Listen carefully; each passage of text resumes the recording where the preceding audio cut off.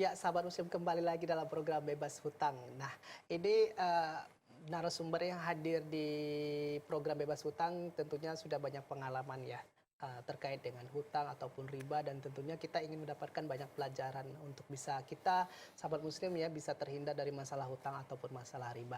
Nah, ini yang menarik yang akan kita dengarkan ya ilmu dari dua narasumber ini terkait dengan bagaimana sebenarnya ini penting ya kita membuat breakdown untuk mengelola keuangan kita sendiri. Mungkin ini jadi pengalaman untuk kita semua bahwa ternyata dalam menjalani kehidupan sehari-hari dalam rumah tangga seperti yang Bapak bilang tadi, ini sebenarnya layaknya seperti sebuah perusahaan. Tetap harus ada mengelola ataupun manajemen keuangan. Nah, tadi yang seperti saya tanyakan sebelum jeda, bagaimana langkahnya atau apa yang harus dilakukan terlebih dahulu untuk bisa mengelola ataupun menginventaris kebutuhan kita sehari-hari. Mulai dari apa, kemudian biasanya tabel kolomnya mungkin secara teori seperti apa, dan biasanya pada waktu kapan nih dimulainya, apakah di awal bulan, pertengahan bulan, akhir bulan. Dari Pak Abu dulu. Ya, kalau saya pribadi membuat budget, ya macam perusahaan lah. Di akhir-akhir tahun saya udah menyusun kebutuhan kita untuk tahun ke depannya. Misalnya ini tahun 2020, di Desember saya udah mulai start untuk membuat budget kita selama 1 tahun. Nah, kemudian dari 1 tahun, kita buat per semester, dibagi lagi, di breakdown jadi 2. Semester 1, semester 2. Nah, kemudian dari semester saya breakdown lagi per kuartal. Q1, Q2, Q3. Wow, Itu kuartal 1. Berarti di semester 1. Q4, Q5, Q6 semester 2. Semester 1 kuartal 2. Jadi baru di breakdown lagi per bulannya. Nah, jadi kita ya artinya berdasarkan pengalaman yang lama. Misalnya uang listrik itu sebulan berapa? Udah kita budgetkan, misalnya 2 juta. Uang air berapa? Internet berapa? Uang belanja berapa? Beli baju berapa? Ya kan? Beli sepatu berapa misalnya, yang memang betul-betul ya. Akhirnya nanti kalau kita lihat, wah ini kebesaran nih. Mana nih yang yang tidak begitu penting atau yang masuk kategori keinginan, dicoret. Tinggallah memang yang betul-betul kebutuhan. Nah, itulah kita susun budget yang kita inikan. Nanti kita kumpulkan dari anak-anak berapa, dari istri. Biasa istri saya, dia nyusun juga sendiri tuh. Makanya, kebutuhan kita sebulan sekian puluh juta misalnya. Nah, kita kan sudah tahu kita, oh berarti kita harus mencari bulan ini sekian 10 juta. Kan gitu sih, atau sekian ratus juta kalau kita karena kita nah saya rasa begitu yang Jadi luar biasa ya sebenarnya mengajarkan kita juga supaya disiplin mengikuti apa yang sudah kita tetapkan menjadi target begitu ya. Kalau dari Pak Ali tambahannya, Pak? Kalau saya mau sharing gini dulu, sebelum sampai ke Pak Abu, yang paling penting kan hutangnya harus diselesaikan. Itu sama seperti yang Pak Abu ceritakan, dia perlu juga ditabel kan gitu. Hutang kan kadang-kadang kita nggak tahu berapa titik yang kita punya. Jadi kita perlu juga dibuat tabel, mulai dari katakan hutang kita 5 titik, bahkan ada yang 100 titik itu. Jadi dari 1 terus ditabel. Kita urutkan dari mana yang paling ringan, kan gitu. Katakan hutang skala yang paling ringan, terus sampai. Jadi kita nanti setelah tabel ini terbentuk, kita bisa tahu untuk bulan ini kita mau bayar hutang yang mana, berapa diprioritaskan, iya, diprioritaskan gitu ya, sebelum masuk ke tempat beliau ini.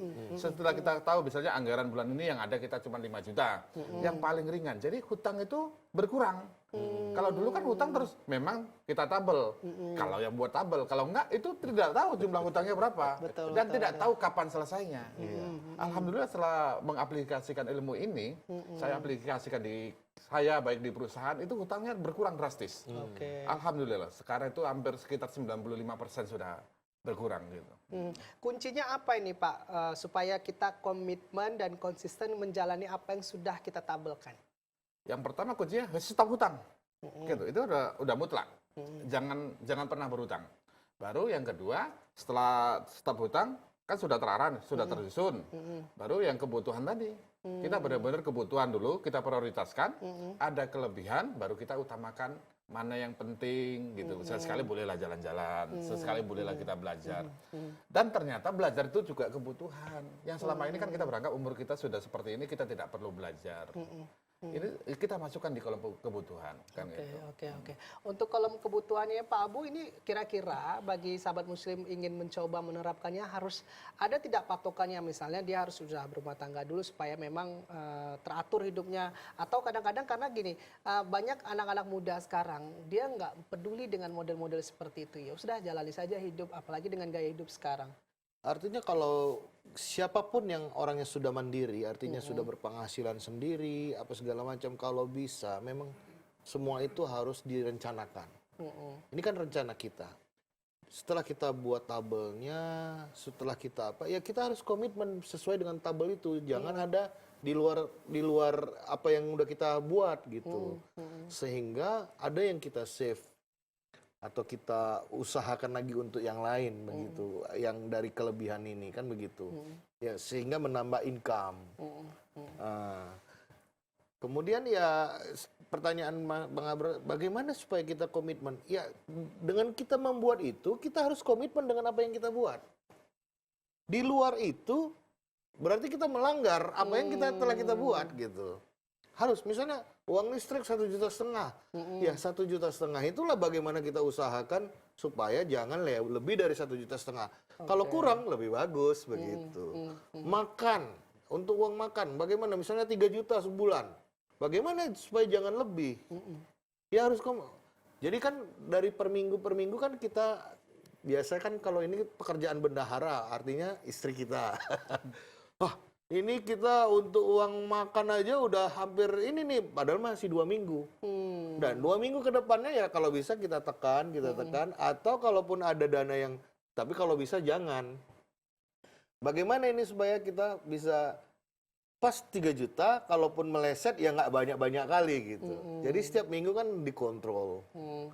Dikontrol, diikutin. Ya begitu juga, seperti macam di perusahaan lah. Oke. Ini menarik sekali ya, sahabat muslim, yang mungkin sahabat muslim bisa menerapkannya di rumah. Kuncinya adalah niat dan komitmen. Betul. Konsisten juga ya. Jadi jangan tergoda apapun di tengah-tengah jalan, ketika sudah disusun breakdown-nya, baru menjalani sebulan, ada goda-godaan lain yang harus beli ini, mau pinjam ini, pinjam itu. Ini intinya kita harus memang betul-betul komunikasi juga ya sama anggota keluarga yang lain supaya saling menguatkan gitu ya. Nah, tadi apa yang disampaikan Pak Ali soal tahapan-tahapan untuk bisa bagaimana terbebas dari masalah hutang, tadi disebutkan selain untuk mengelola keuangan juga kalau dia seorang pengusaha ataupun entrepreneur ini menambah omset. Nah, ini juga perlu kita bagikan kepada sahabat keluarga muslim mungkin yang di rumah mendengarkan kita pada kesempatan kali ini, punya usaha, selama ini stuck begitu ya, mau melakukan pinjaman masih ragu-ragu, jangan sampai harus melakukan pinjaman. Untuk menambahkan omset ini seperti apa pengalaman dari Pak Ali? Kalau yang saya lakukan pertama ya, alhamdulillah kan kita diajari bagaimana ilmu kiri dan ilmu kanan. Ilmu kiri biasanya ini mikiri utang. Ilmu kanan mikiri bisnis. Bukan hutang nggak kita pikirin.